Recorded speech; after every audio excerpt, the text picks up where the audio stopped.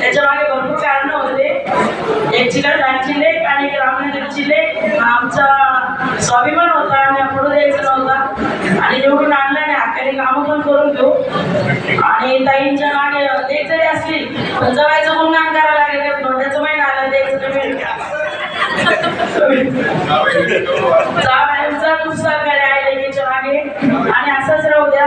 तुमच्या हातून जास्तीत जास्त समाजसेवा घडो ही परमेश्वरचरणी प्रार्थना करते. माझा मेळावा झाला उद्या परवा आपल्या पाठीमागच्या वार्डात कंटिन्यू पाणी चालू चंबरचं ते तो आले हो.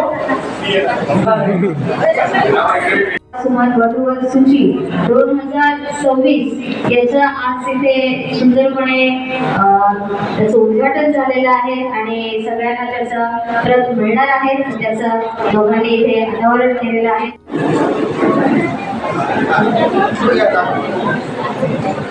आजच्या पक्ष कुठलाही असो पण काम करणारा व्यक्ती असावा आणि असंच प्रतिनिधित्व सरांचं आहे, ताईंचं आहे. म्हणून त्यांच्या मागे संगीताची आणि त्यांची टीम पूर्ण ताकदीने उभी राहिली आणि त्यांनी निवडून येऊन आता सगळ्यांच्या प्रश्न जोरदार टाळ्या वाजवून सर्वांनी स्वागत करायचं.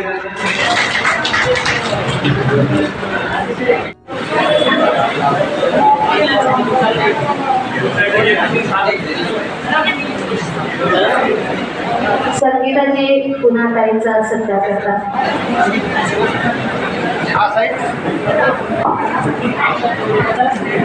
आदरणीय रामेश्वर काय सांगाल सर? आज माळी समाजाचा आज खूप मोठा एक प्रकारचा उत्सव मला नियोजित वरवधू मिळावा आणि तो आमच्या काकांच्या आशीर्वादाने मालगार काकांच्या आशीर्वादाने काकांची कन्या आणि पती त्यांची संगीताताई हे जबरदस्तपणे 26 वर्ष झाले त्या कार्यक्रमात.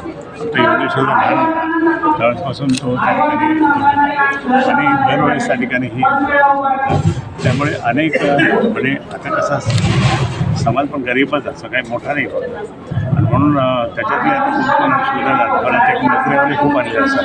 नोकरीवाले पण एकत्र तिकडचे असतात त्याच्यामुळे इथे समाज कोण आहे हे मग हे हा दृष्टिकोन ठेवून यांनी त्या ठिकाणी सुरुवात केला आणि आज खूप मोठ्या प्रमाणात या ठिकाणी मुलं मुली आले आणि ते त्यांचं ते ओळख चालली.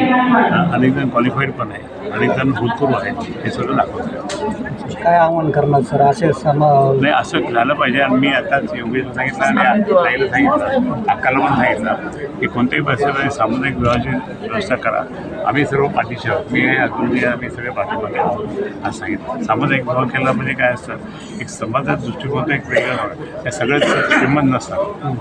आता एक लग्नामध्ये आता साखरपुडा आधी करा, धूम झाला काय नंतर मग पण लग्न किती पैसा करतात लोक टीका करतात. इतका पैसा आणला कुठून गरीबी कसं दाखवतात. म्हणजे अधिकारी पण म्हणतात तुम्ही गरीब पैसे द्यायला तुम्ही शिकत पण त्याच्याकरता सामुदायिक गावामध्ये चांगला.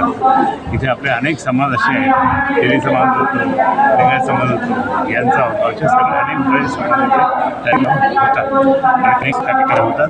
गरीब माणूस गरीब कन्याचे वडील ते करू शकत नाही. भावाचं मन भरलं नाही अजून. अक्का तुम्ही परत सप्ते करा. परत सप्ते काय नाही तरी अनुदान आम्हाला द्यायचं राहतं, पैसे आम्हाला द्यायचे राहते आणि द्यायच्या जीवन मी सप्ता लागते. म्हणजे तुम्ही मी हे भाजपचे पण शिवसेनेचा मला ना झाड मोडा वाटत नाही, माखून हाला वाटत नाही आणि भाजपमध्ये राहा वाटतं आणि आज काम करायचं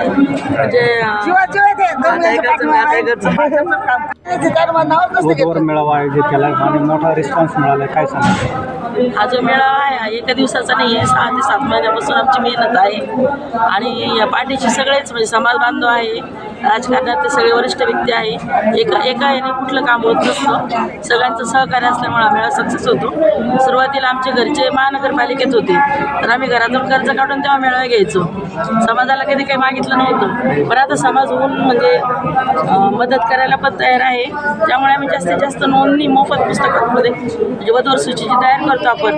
त्याच्यामध्ये आपण निःशुल्क नाव टाकतो, कुठलंही शुल्क न घेता आपण त्याच्यामध्ये मुलामुलीचे नाव टाकतो. हे जे कार्य आहे हे आमच्या एकट्याने होतं, याच्यामध्ये सगळ्यांचं कार्याचं वाटा असल्यामुळे हे कार्य सक्सेस होतं. आणि आईचं तर म्हणजे लहानपणापासून आईची थाप माझ्यावर आहे, जशी आई तशी मी आहे. खानदान सगळंच म्हणजे डॅशिंग आहे, तेच गुण माझ्यात उतरलेले आहे. लग्नाच्या आधी मी थोडी गरीब होते, पण लग्न झाल्यानंतर पवार साहेबांमुळं मला जो उत्साह भेटला, त्यांच्यामुळं मला त्यांनीच मला जास्त फिरवलं बोलायला मला त्यांनी जास्त शिकवलं. कारण लग्न लवकर झाल्यामुळे यांच्या सहवासात मी कमी राहिले. शाळा आणि आई वडील एवढंच माहीत होतं, जग माहीत नव्हतं मला. लग्न झाल्यानंतर माझ्या मिस्टरांनी मला जे काय दाखवलं, आज मी त्यांच्या जन्म देणारे आहे, पण घडवणारे माझे पतिराजा आहे. त्यांचे उपकार मी कधी विसरणार नाही. मुलं पण लहान होते, मला त्यांनी पण खूप सहकार्य केलं. त्यांच्या पाठोपाठ आता सुनबाई पण तसेच मिळाल्या. सासू सासऱ्यांचा पण मला खूप म्हणजे अभिमान आहे. त्यांनी मला कुठल्या कामात मागं खेचलं नाही.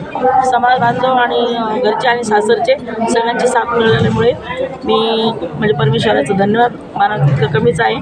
माझ्या हातून जे आणखी चांगले कार्य होत राहू, जास्तीत जास्त लग्न जमो, मी परमेश्वर चरणी सावता महाराज चरणी प्रार्थना करते. आज किती वधूवर आज प्रत्यक्षात तसे कमी आहे. मग सांगायचं कारण म्हणजे इलेक्शनमध्ये मला 3 नगरसेवक निवडून आणायचेच होते आणि आम्ही ते नगरसेवक निवडून आणले. हरकत नाही, एकाला पाडलं तर पाडलंच म्हणणार आहे. काही मला भीती नाही आहे. एक गोबाट्याचा नगरसेवक आम्ही निवडून आणलेला आहे. मला काही भीती नाही कोणाची. आपण काही कोणाला देऊन घेऊन नाही बसलो. खूप झालं होतं आणि त्यामुळे माझं मेळाव्याकडे पण थोडं दुर्लक्ष झालं. राजकारण आणि समाजकारण दोन्ही एकत्र नाही होत. राजकारण करता करता समाजकारण करणं सोपं असतं, तर सत्ता आपल्या हातात असते. तर समाजकार्य आपोआप होतं राजकारण असल्यानंतर. पण समाजकार्य करता करता राजकारण नाही होतं. म्हणजे मेळ्यावर माझा परिणाम झाला. जे पुस्तक माझं 600-700 पानाचं होतं त्यात 200 पानावर आलं. ही एक माझी मुलगी झाली. पुढच्या स्थिती भरून काढा. काय आव्हान करणार समाज बांधव? समाज बांधवाला हेच म्हणून की एकत्रित या, लग्न सोहळ्याचा खर्च कमी करा, लग्नाचा खर्च थोडं बंधन घाला, कमीत कमी याच्यामध्ये लग्न करा.